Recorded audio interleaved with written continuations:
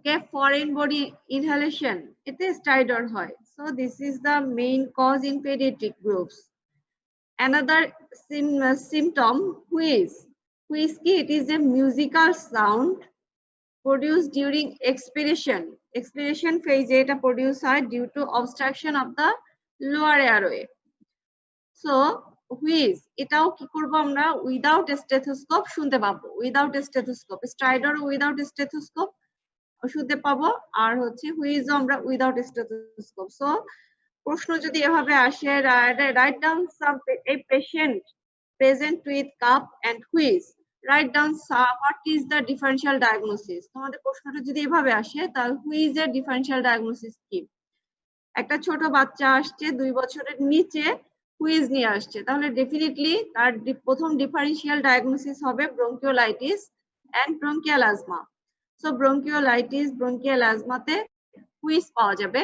এছাড়া সাম অ্যালার্জিক কন্ডিশনে হুইজ হতে পারে। সরি, একটু ফোন আসছে, আমি একটু ফোনটা রিসিভ করি।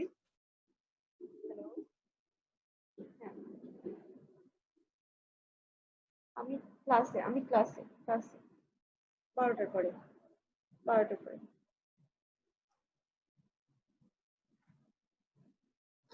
So this is the causes of wheeze.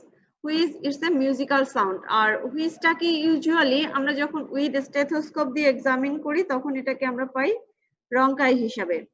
So pneumonia তো বলা হয় যে সাম সর্ট অফ হুইজ পাওয়া যায়, বাট নিউমোনিয়াতে বেশি পাওয়া যাবে কি ক্রিপিটেশন, ক্রেপস পাওয়া যাবে। So crepitation, wheeze, stridor, bronchi, these are the added sound of respiratory system. Now some diseases in upper respiratory tract infection, কি কি ডিজিজ হতে পারে? Tonsillitis, pharyngitis, laryngitis, epiglottitis, laryngotracheitis, sinusitis, otitis media and the common cold. সবচেয়ে common যেটা সেটা হচ্ছে common cold, সবারই কিছু না কিছু হয়ে থাকে। তো টনসিলাইটিস, এপিগ্লটিস, এগুলো মেইনলি, ওটাইটিস মিডিয়া, এগুলো মেইনলি ইএনটির সাবজেক্ট। তো তারপরও আমরা কিন্তু পেডিয়াট্রিক্সে খুবই কমন এই টনসিলাইটিস, ফ্যারিঞ্জাইটিস, এপিগ্লটিস এগুলো পেয়ে থাকি। Epiglottis and pharyngitis. তো আমাদের বেশি ইম্পর্টেন্ট যেগুলো হচ্ছে pharyngitis, acute pharyngitis, acute tonsillitis and acute laryngotracheobronchitis, অথবা এটা আরেকভাবে বলা হয় ক্রুপ। যখন এটা ভাইরাল কজ হয় তখন ভাইরাল ক্রুপ বলা হয়। So the common organism, respiratory system এর common organism mainly virus and also some bacteria. কি কি ব্যাকটেরিয়া দ্বারা রেসপিরেটরি ট্র্যাক্ট ইনফেকশন হতে পারে? ব্যাকটেরিয়ার মধ্যে Streptococcus pneumoniae, Staph aureus, Streptococcus pyogenes, Haemophilus influenzae, E coli, Salmonella etcetera. So যখন তোমাকে কিছু পজিটিভ অর্গানিজম জিজ্ঞেস করবে নিউমোনিয়ার, দেখো এই জিনিসগুলো কিন্তু নিউমোনিয়ার যদি পজিটিভ অর্গানিজম জিজ্ঞেস করে তাহলেও তুমি বলতে পারবে যে this is the cause of pneumonia. And the viruses are respiratory syncytial virus, adenovirus, parainfluenza, influenza virus, rhinovirus, etc. These are the viruses. এখন আসো কি প্রিডিসপোজিং ফ্যাক্টর, আমাদের কি কি কারণে রেসপিরেটরি ট্র্যাক্ট ইনফেকশন গুলো হয়ে থাকে। আমরা সবাই জানি ওভার ক্রাউডেড এরিয়াতে তোমার এয়ার ভেন্টিলেশন ভালো থাকে না, এক একজনের মুখে এক এক ধরনের ভাইরাস থাকে। সো ওভার ক্রাউডেড এরিয়াকে সবসময় বলা হয় this is the predisposing factor of respiratory tract illness. Malnourished পেশেন্টের কি থাকে? ভিটামিন এ ডেফিসিয়েন্সি থাকে। ভিটামিন এ কি কাজে হেল্প করে? আমাদের র্যাপিড এপিথেলিয়ালাইজেশনে হেল্প করে। সো ভিটামিন এ ডেফিসিয়েন্সি যদি থাকে তাহলেও আমাদের রেসপিরেটরি ইলনেস হতে পারে। Preterm low birth weight baby, এদের যদি তোমার নিউট্রিশনটা ঠিক মতো না হয় তাহলেও এদের সমস্যা হতে পারে। Young age and older age both are vulnerable for respiratory illness. And parental smoking যদি থাকে।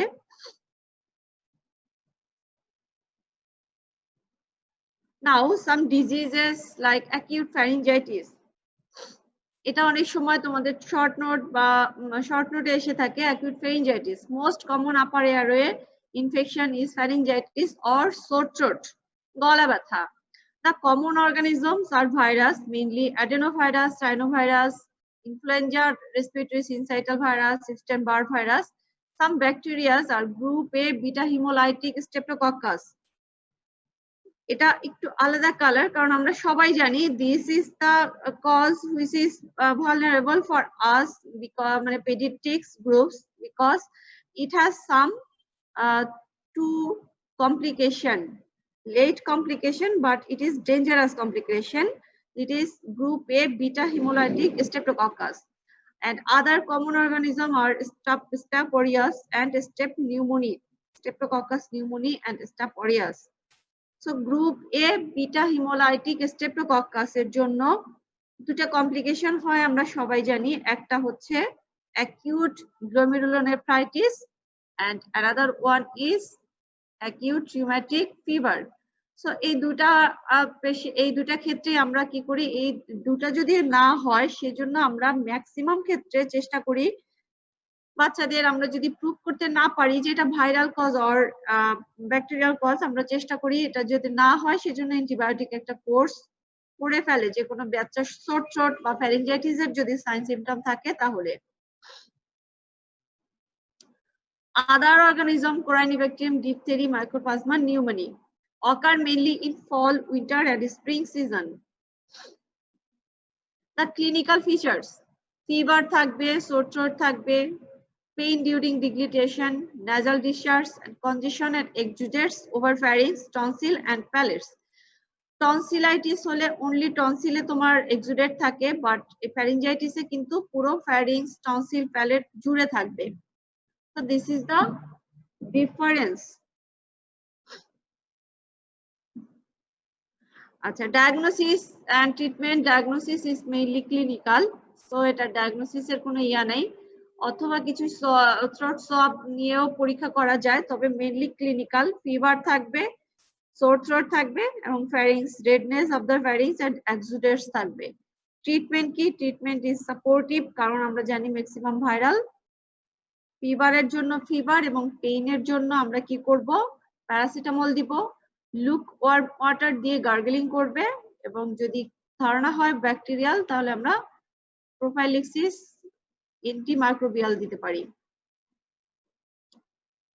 So now the tonsillitis, inflammations of the tonsil. দেখো টনসিলে ইনফ্লামেশন হলে কিভাবে ফুলে যায় and exudates over the tonsil. It is only confined on the tonsil. দেখো anterior pillar, posterior pillar দুটাই spare করে গেছে, এতে ইনভলভ হয়নি। So over the tonsil only is tonsillitis.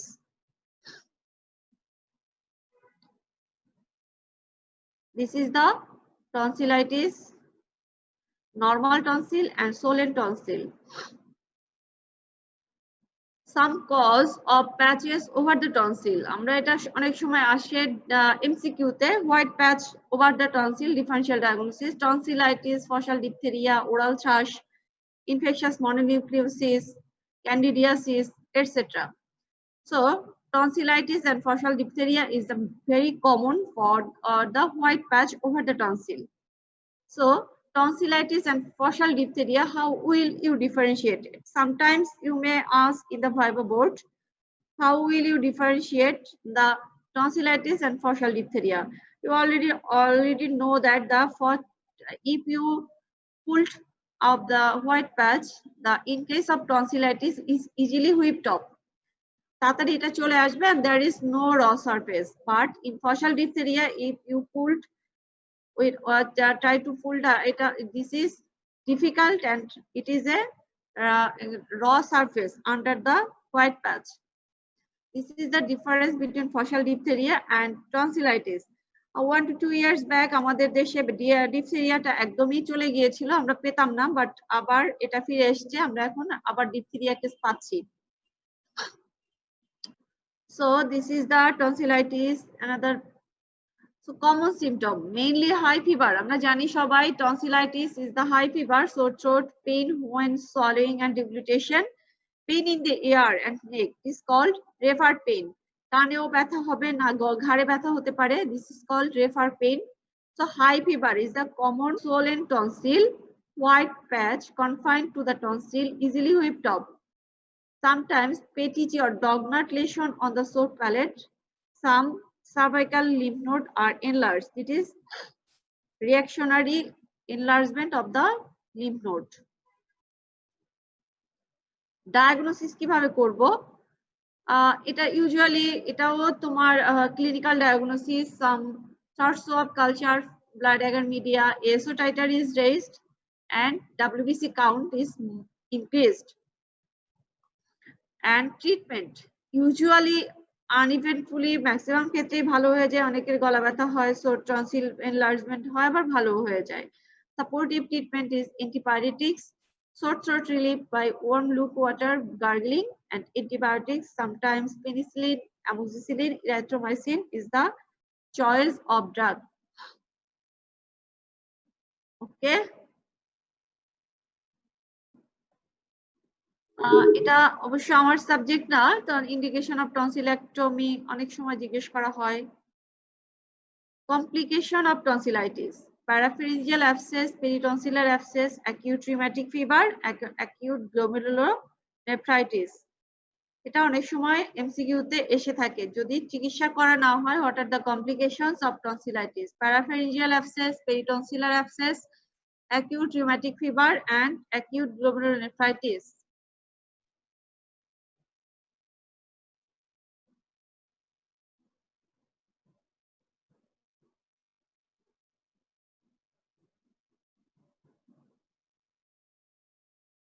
Now the acute inflammatory upper airway obstruction, এর মধ্যে কি কি আছে? আমার acute laryngobronchitis, acute laryngobronchitis, almost due to virus, 75% is parainfluenza, and তারপরে কি হতে পারে? adenovirus, rhinovirus, influenza, and respiratory syncytial virus. This is the cause of acute laryngobronchitis. Inflammatory oedema and exudate থাকবে, কোথায় থাকবে? ডিউ টু এটা upper airway, larynx, trachea and bronchus, তিনটা জায়গায় ইনভলভ করবে। ইনফ্লামেটরি এক্সুডেট, যার ফলে ন্যারোইং অফ দ্য এয়ারওয়ে হবে, এক্সুডেট থাকবে, যার narrowing of the airway, so বাতাস যখন ঢুকবে তখন একটা হার্শ সাউন্ড প্রডিউস করবে, so it is called stridor. Very common feature, একটা হার্স ঘরানি একটা শব্দ হবে বাচ্চাদের, usually under 3 years of age. এর সাথে কি থাকবে? বার্কিং কাপ, একটা কষ্টকর একটা কাপ থাকবে, barking cough, hoarseness of voice and which is worse at night, because যখন আমরা শুয়ে পড়ে তখন কি হয়? রেসপিরেটরি ট্র্যাক্টের মাসেল, স্মুথ মাসেল যেটা রিল্যাক্স হয়ে যায়, যার ফলে ন্যারো এয়ারওয়ে আরো ন্যারো হয়ে যায় ডিউরিং স্লিপ। সো আমরা বলে যে কোনো সর্দি কাশি বলে, কাশির মানুষ, শ্বাসকষ্টের পেশেন্ট বলে কি শুয়ে পড়লে কষ্ট হয় বেশি। এটার কারণ হচ্ছে যখনই শুয়ে থাকে স্মুথ মাসেল রিল্যাক্সেশন হয়ে যায়, এর ফলে এয়ারওয়েটা ন্যারো হয়ে যায়। তো আগে থেকে যদি ন্যারো থাকে, শোয়ার পরে আরো ন্যারো হয়ে যাবে, so it is worsen at night. This is the chest radiograph of a patient with croup. Very important patient. আমরা এই পেশেন্টকে, তোমার যদি ক্রুপ সাসপেক্ট থাকে, আমরা এই পেশেন্টকে চেস্ট এক্সরে লিখবো, ইনক্লুডিং নেক দিতে হবে, কারণ হচ্ছে আমাদের ফাইন্ডিংসটা কিন্তু নেকে আসে। চেস্ট এক্সরে ইনক্লুডিং নেক। নেকে আমরা কি দেখবো? It is a sign, it is called Stiepel sign, STEPPL, Stiepel sign. It is very pathognomic for croup. Stiepel sign, chest radiograph including neck থাকলে আমরা এটা croup পাবো। So another investigation করতে পারি আমরা WBC count, CBC তে আমরা WBC count বেশি পাবো। X-ray neck view আমরা বলেছি subglottic narrowing, it is called Stiepel sign. Treatment is supportive, humidified oxygen, দিতে হবে। এছাড়া নেবুলাইজেশন করতে পারি, এপিনেফ্রিন নেবুলাইজেশন, অর বলা হয় এছাড়া হাইপারটনিক স্যালাইন সলিউশন দিয়ে নেবুলাইজ করতে পারি। Steroid is useful for this condition and patient এর নিউট্রিশন মেইনটেইন করতে হবে, যেহেতু সে সোর থ্রোটের জন্য ডিগ্লুটিশনে প্রবলেম খেতে পারে না, ডিহাইড্রেশন হওয়ার একটা সম্ভাবনা থাকে, এই জন্য পেশেন্টের ফ্লুইড এন্ড নিউট্রিশনটা মেনটেন করা দরকার। another acute epiglottitis, আমি এটা খুব বেশি পড়াবো না, কারণ হচ্ছে এটা তোমাদের পড়ানো হয়, জাস্ট অর্গানিজমটা ডিফারেন্স দেখো। ক্রুপ, ইট ইজ যখন অনেক সময় কি হয় তোমার acute epiglottitis ইউজুয়ালি পেডিয়াট্রিক্সে আসে না, বাট ক্রুপ এন্ড এপিগ্লটাইটিস এর মধ্যে পার্থক্যটা চলে আসে।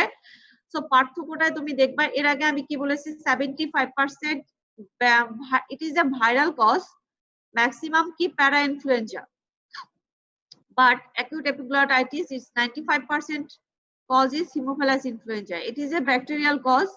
90 এর মধ্যে 95% is Haemophilus influenza. Another Streptococcus pneumoniae and Staph aureus.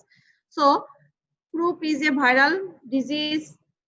Epiglottitis, it is a bacterial origin. So এটা একটা পার্থক্য। ক্রুপে কি হয়, inflammatory condition, it is a involvement larynx, trachea and bronchitis. Epiglottitis inflammation of the epiglottis only. P case or it is same, P case is same, তোমার এতে ফিভারও high fever থাকবে, সোর throat থাকবে, এটাও স্টাইডার থাকবে, আর ক্রুপেও স্টাইডার থাকবে। বার্কিং কাপটা ইউজুয়ালি ক্রুপে থাকে, এপিগ্লটাইটিসে থাকে না। and epiglottitis another feature is drooling, salivation of the drooling হবে, it is a epiglottitis, drooling হয়। So it is the difference between viral croup and acute epiglottitis. এটা অনেক সময় পরীক্ষায় এসে থাকে। এবং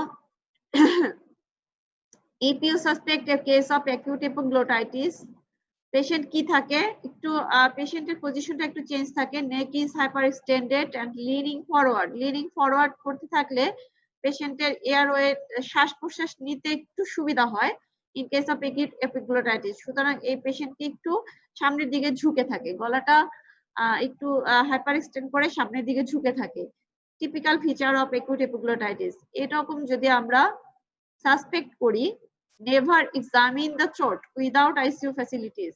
কারণ কি হতে পারে, আমরা যদি তোমার টাং ডিপ্রেসর দিয়ে এই এপিগ্লটিস কি একটা সোলেন, এপিগ্লটিস কি না গলার মধ্যে ঝুলে থাকে, এটা যদি আরো সোলেন হয় তাহলে কি হবে, একদম ব্লক হয়ে যায়, তাই না, এয়ারওয়েটা হয়ে যায়। তো এর পরে যদি আমরা আবার টাং ডিপ্রেসর দিয়ে পেশেন্টকে এক্সামিন করতে যাই, so there is some gag reflex maybe, so sudden collapse, একদম কোলাপস হয়ে যাবে এয়ারওয়েটা, কি করবে, পেশেন্ট একদম শ্বাস নিতে পারবে না, patient may die if there is no facilities of ICU। So it is contraindicated to examine the throat. So sometimes you cannot differentiate between epiglottitis and croup. So ওই সময় আমাদের acute কন্ডিশনে টাং ডিপ্রেসর দিয়ে through examine না করাটাই better. High fever আছে, তোমার সোর throat আছে, একটা এক্সরে করে ফেলতে পারি, এটা it can be differentiated from acute epiglottitis and croup. X-ray neck lateral view, swollen epiglottis, it looks a thumb sign. Thumb sign এর মতো দেখা যাবে, it is a swollen epiglottis, thumb sign. And definitely CBC is increased, ESR increased because it is a viral cause, bacterial origin, so it is other features of sepsis present থাকবে। So this is a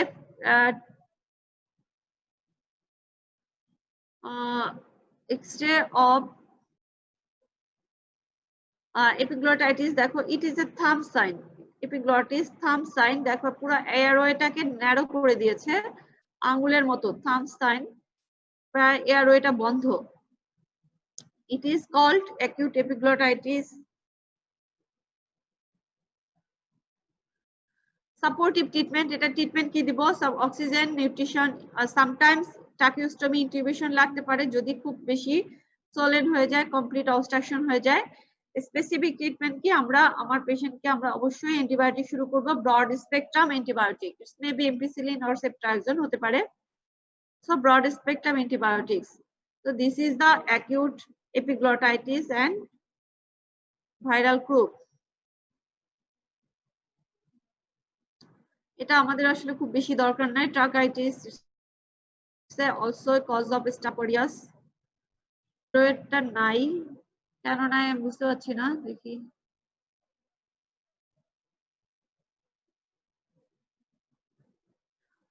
ওকে, আমি আরেকটা topic একটু শেষ করব, share করব তোমাদের সাথে, এটাও আমি নিয়েছিলাম। তো এটা একটা ইম্পর্টেন্ট জিনিস, তোমরা আবার ভুলে গেছো নিশ্চয়ই। তো তোমাদের সবার কি অবস্থা একটু কথা বলি। কে কে আছো স্টুডেন্ট? রুশমিলা, জামিল,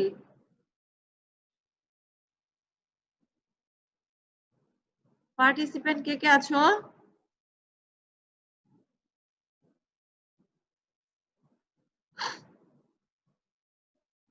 রুশমিলা, রেসপন্স করো, কেউ কে কে আছো?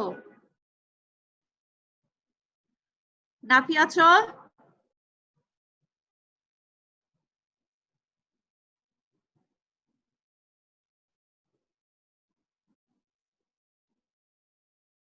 এই তোমরা কেউ শুনতে পাচ্ছ না আমাকে? Present, ma'am. Yes, ma'am. শুনতে পাচ্ছ? জি ম্যাম। আচ্ছা, তোমাদের কি অবস্থা সবার?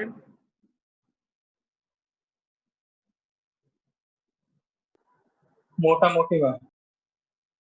ভালো আছো না?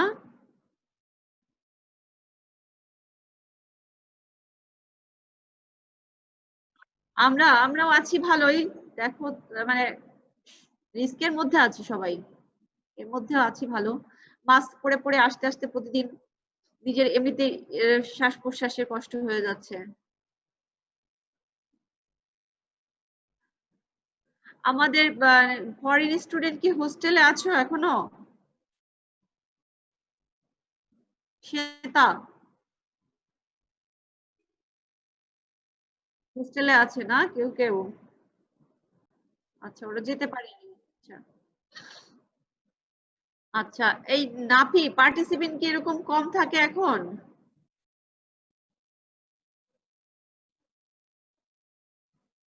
নাফি আছো? ম্যাম নাফির নেট চলে গেছে। নাফির নেট চলে গেছে, আচ্ছা আচ্ছা। লাক্সমান, এই তোমাদের পার্টিসিপেন্ট কি এখন কম হয়?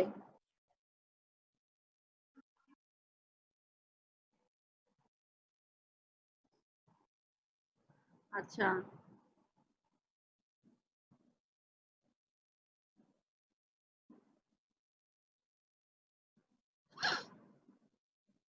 ঠিক আছে, আমি আবার একটু শুরু করি ফ্লুইড অ্যান্ড ইলেকট্রোলাইটস নিয়ে।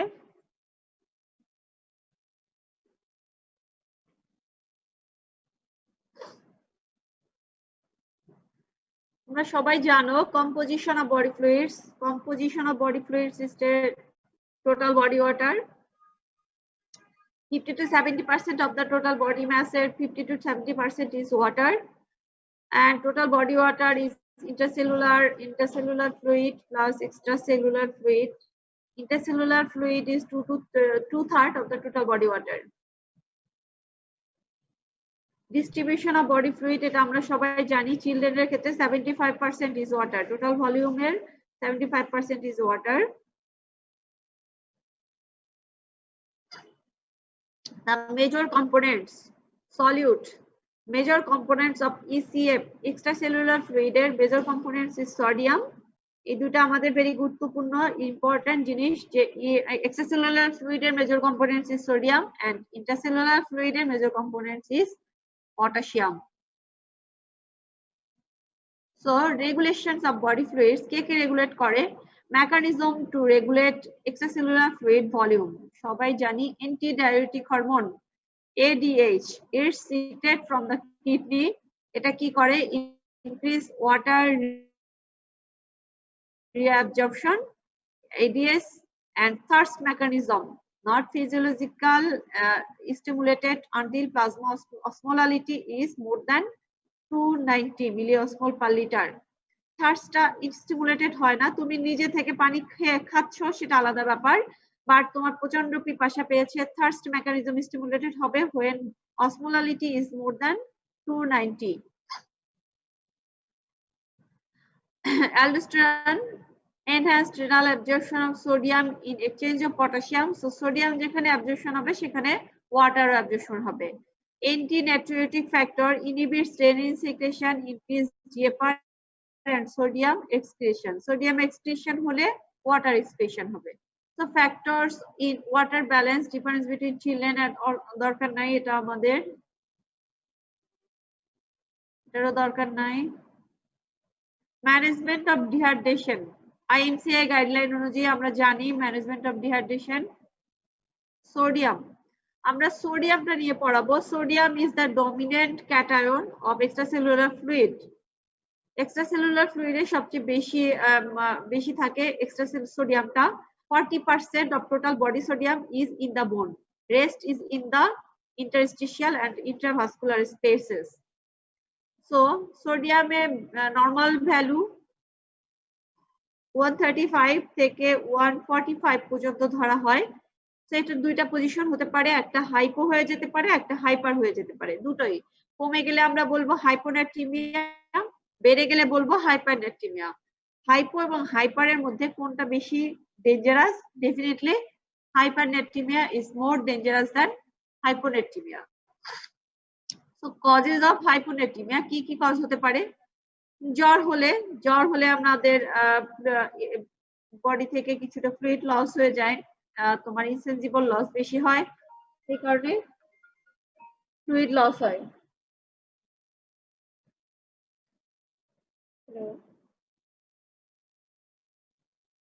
হ্যাঁ বাবা, আমি তো অফিসে হসপিটালে, ওকে আমি বাসায় গিয়ে পরে ফোন দিই 2টার দিকে. আচ্ছা,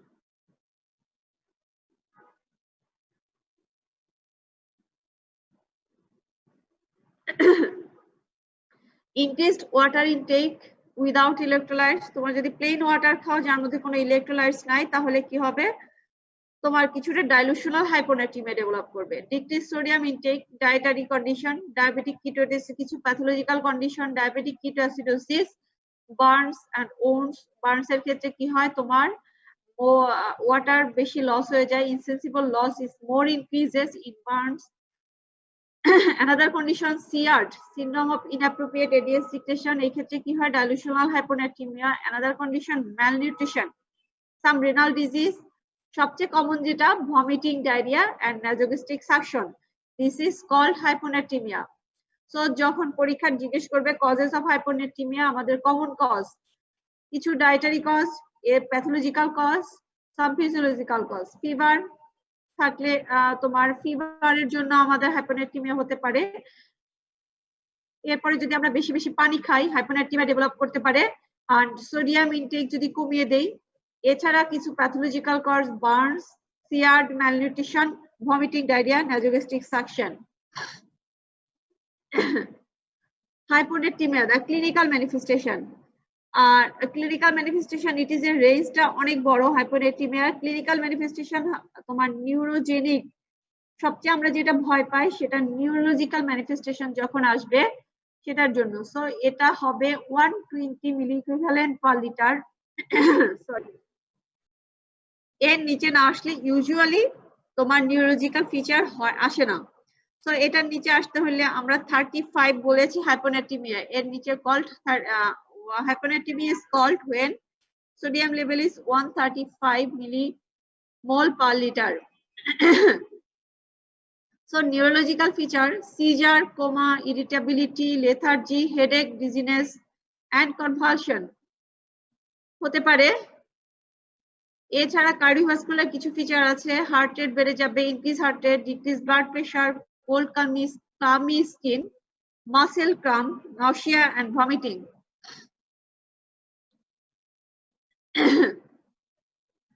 ম্যানেজমেন্ট, হাইপোনাট্রিমিয়ার management, it is a difficult. Sodium deficit বের করে আমাকে ম্যানেজমেন্টটা করতে হবে. দেখো লেখা আছে, এটা ইউজুয়ালি তোমাদের ওরকম ভাবে আসে না, মেডিসিনে ধরতে পারে.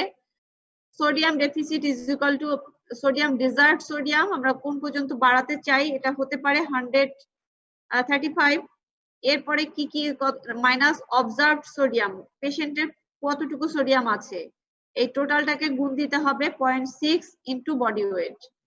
এই টোটালটা গুণ দেওয়ার পরে যেটা আসবে এইটার হাফ আমরা রিপ্লেস করব 8 ঘন্টায় এন্ড ফলোইং রিপ্লেসমেন্ট হবে 16 আওয়ার্সে।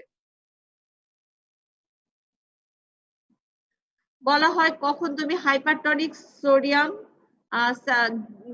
দিবা। ইউজুয়ালি আমাদের সোডিয়াম ভ্যালু 120 মিলিমোল পার লিটারের নিচে না গেলে হাইপারটনিক স্যালাইন দেওয়ার প্রয়োজন পড়ে না, কারণ হচ্ছে আমাদের সবচেয়ে dangerous complication is CNS complication. So 120 এর নিচে না গেলে সিএনএস কমপ্লিকেশন হয় না। সো 120 এর নিচে গেলে আমাদের 3% সোডিয়াম ক্লোরাইড দেওয়ার দরকার পড়ে। সো কখনো যদি জিজ্ঞেস করে ইন্ডিকেশন অফ 3% সোডিয়াম ক্লোরাইড, আমরা বলবো যে কিছু নেবুলাইজেশনের ক্ষেত্রে ব্যবহার করা হয়, যেমন ব্রঙ্কিওলাইটিস, ক্রুপ এটসেট্রা। এছাড়া hyponatraemia when sodium level is less than 120 milliequivalent per liter.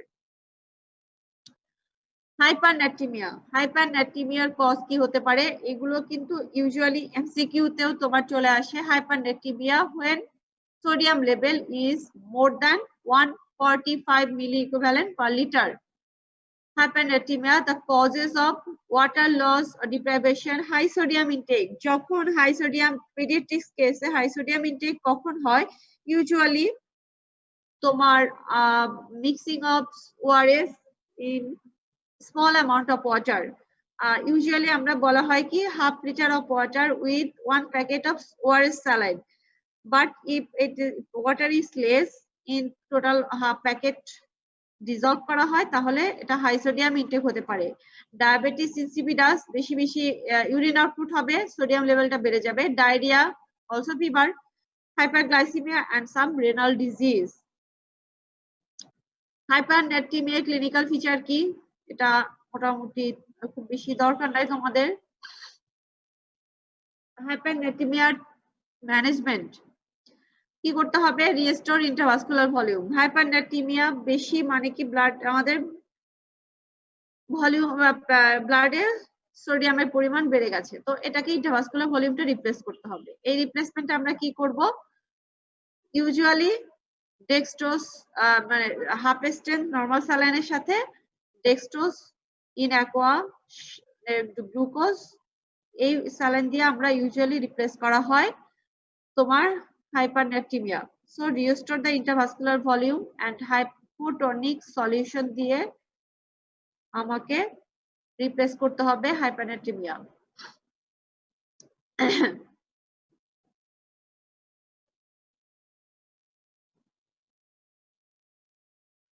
Next আমরা পটাশিয়াম। আমি ইউজুয়ালি ম্যানেজমেন্টটা খুব বেশি তোমাদের দেখাচ্ছি না, এটা আমাদের পেডিয়াট্রিক্সে ইউজুয়ালি কজ গুলোই সবচেয়ে বেশি দরকার। কজ থেকে এমসিকিউ এবং অনেক সময় ভাইভাতে হাইপারন্যাট্রিমিয়ার কজটা জিজ্ঞেস করে। So potassium, it is an intercellular cation. Normal value is 3.5 to 5.5 milliequivalent per liter. Potassium abnormalities of serum potassium are potentially life-threatening due to effect in cardiac function. এটা কার্ডিয়াক ফাংশনে বেশি জরুরি এবং এটার রেঞ্জটাও কিন্তু খুব বেশি বড় না, 3.5 to 5.5 milliequivalent per liter. এটার নিচে গেলে 3.5 এর কম হলে হাইপো, 5.5 এর বেশি হলে হাইপারন্যাট্রিমিয়া, হাইপারক্যালিমিয়া। তো হাইপোক্যালিমিয়া কি কি কজে হতে পারে? Poor intake, diarrhoea, vomiting etcetera, anorexia, malabsorption, intestinal fistula, sometimes laxative use করলেও তোমার হতে পারে। কিছু রেনাল রস এবং এন্ডোক্রাইন কজ হাইপোন্যাট্রিমিয়া ডেভেলপ করতে পারে। তোমার কি কি সিমটম থাকবে এই পেশেন্টের? Usually arrhythmia, neuromuscular excitability, gastrointestinal system কি থাকে? ভেরি কমন তোমার paralytic ileus, decreased peristalsis, so patients develop paralytic ileus. ডায়রিয়ার পেশেন্টের একটা কমন কমপ্লিকেশন কি? Paralytic ileus, distension of abdomen, absent of bowel sound, এবং diarrhoea patient suddenly stop passes of stool, stool pass বন্ধ হয়ে যাবে, abdomen ফুলে যাবে এন্ড বাউল সাউন্ড অ্যাবসেন্ট হবে। This is called paralytic ileus. It is a very common for hypokalaemia. Muscle weakness and muscle cramps. ইনভেস্টিগেশনে আমরা usually definitive investigation is serum electrolyte করলেই আমরা বুঝতে পারবো, বাট সিরাম ইলেক্ট্রোলাইট রিপোর্ট আসতে যদি দেরি হয়, তোমার সাসপিশন যদি থাকে যে পেশেন্ট ডেভেলপ হাইপোক্যালিমিয়া, তুমি একটা ইসিজি করতে পারো, এটা তোমাকে ইনস্ট্যান্ট রেজাল্ট দিবে যে হাইপোক্যালিমিয়া আছে কি নাই। ফ্ল্যাট টি ওয়েভ, এটা দেখলেই তুমি বুঝতে পারবা patient have hypokalaemia. So you should start to give potassium. Potassium কিভাবে আমরা দিতে পারি? পেশেন্টস পারোরালি যদি পেশেন্টের হাইপোক্যালিমিয়া লেভেলটা, পটাশিয়াম লেভেলটা মোটামুটি থাকে, আমরা পার ওরাল দিতে পারি। এছাড়া বেশি কমে গেলে আমরা অবশ্যই আইভি দিব। এখানে একটা প্রোটোকল দেওয়া আছে আইভি সাপ্লিমেন্টেশনের জন্য। পটাশিয়াম ডোজটা আমার মনে হয় না খুব বেশি জরুরি, আমাদের পটাশিয়াম সাপ্লিমেন্ট দিতে হবে। It may be given by per oral or ivy.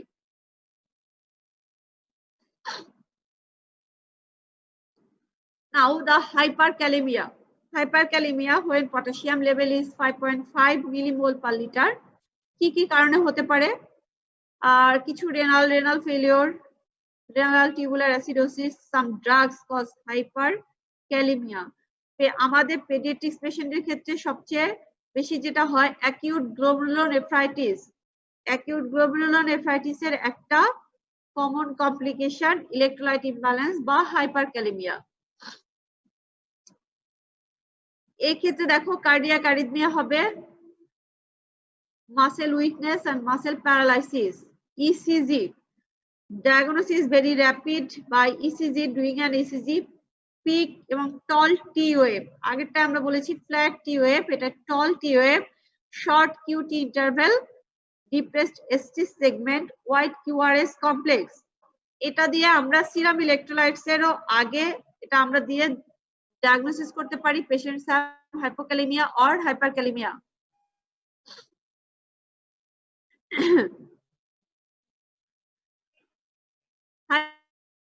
Hyperkalemia management কি করতে হবে? Close cardiac monitoring. এটা অনেক সময় শর্ট নোটে এসে থাকে, কি করতে হবে আমাকে hyperkalaemia patient.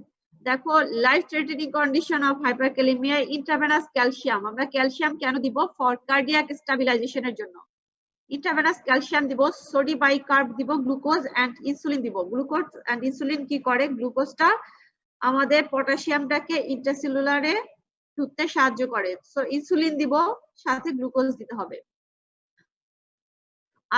Ion exchange raisin sodium কেক্সালেট নামে পাওয়া যায়। এছাড়া এটা কিভাবে দেওয়া হয়? পার ওরাল অথবা enema. Nebulise salbutamol, nebulise salbutamol also beta agonist. এটা কি করে? এটা কি করে? সোডিয়ামটা পটাশিয়ামটাকে সেলের মধ্যে ঢুকতে সাহায্য করে। সো কি রেজিমেন আমরা দিতে পারি? ক্যালসিয়াম দিব ইন্ট্রাভেনাস ফর কার্ডিয়াক স্টেবিলাইজেশনের জন্য, সোডি বাইকার্ব দিতে পারি, গ্লুকোজ ইনসুলিন দিব, ইনসুলিন দিলে ডেফিনেটলি সাথে আমাকে গ্লুকোজ দিতে হবে। এরপরে আমরা কি দিব? এতেও যদি কারেকশন না হয় আয়ন এক্সচেঞ্জ রেজিন, এটাকে সোডিয়াম পলিস্টেরিন সালফোনেট বলা হয় বা কেক্সালেট। এছাড়া সবচেয়ে বেশি কমন পাওয়া যায় যেটা নেবুলাইজেশন সালবুটামল। ওয়ার্ডে সবসময় তুমি এটা পাবা, সালবুটামল নেবুলাইজেশন করতে পারো। এন্ড এরপরেও যদি কাজ না হয় আমাকে ডায়ালিসিসে চলে যেতে হবে, either haemodialysis or peritoneal dialysis, last option. So this is the option in treatment of hyperkalaemia.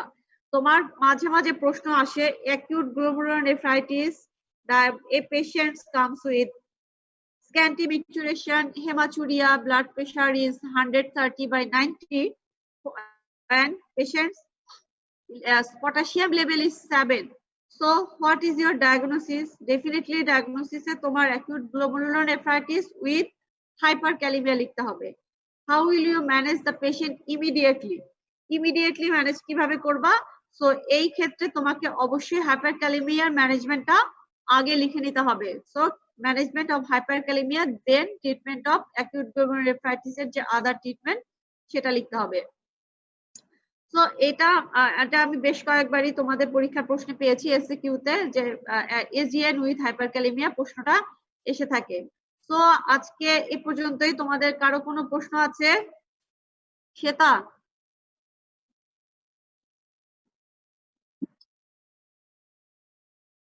ওকে, আজকে এই পর্যন্তই থাক। নেক্সট ক্লাস তোমাদের কুন্তল স্যার 12টার সময় নিবে। ওকে, তোমাদের পার্টিসিপেন্ট কিন্তু অনেক কম, 18 জন, 22 জন ছিল, 18 জন আসছে। সবার কি কিছু কিছু কি নেটে প্রবলেম হচ্ছে সবারই?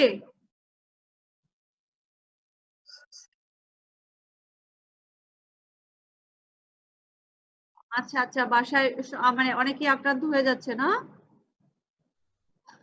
আচ্ছা, ঠিক আছে, তোমরা লিভ নিয়ে নাও 12টার সময়।